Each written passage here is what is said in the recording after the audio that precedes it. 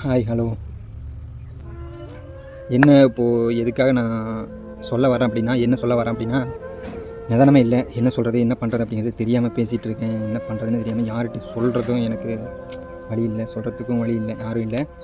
உங்கள்கிட்ட சொல்லலாம் அப்படின்னு என் மனசு பட்டுச்சு. ஏன்னா நேற்று நம்ம வீட்டில் கொஞ்சம் சின்ன பிரச்சனை. வீட்டில் நைட்டு வரல அவங்க. நான் நைட்லேருந்து சாப்பிடவும் இல்லை.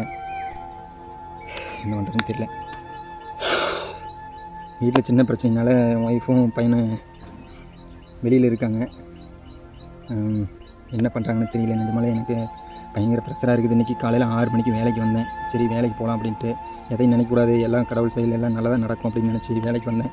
வேலைக்கு வந்து வேலையும் செய்ய முடியல. அப்படியே மனசை போட்டு பரட்டிட்டு குழப்பிட்டு ஏதேதோ பல யோசனை போயிட்டுருக்குது. என்னால் ஒன்றும் பயங்கர பிரச்சனைங்க. என்னால் ஒன்றும் முடியல. இது சொல்கிறேன், நான் ஃபுல்லாக சொல்கிறேன் நான், சரிங்களா?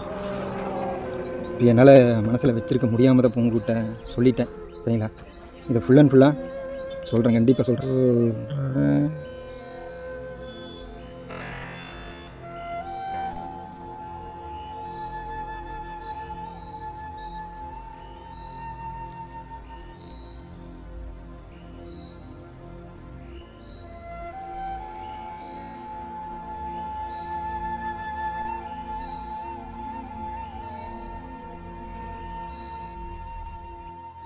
நல்லவனுக்கு சோதனை வரலாம், ஆனால் இந்தளவுக்கு வரக்கூடாது. கஷ்டம், பயங்கரமான கஷ்டம், பிரச்சனை மேலே பிரச்சனை.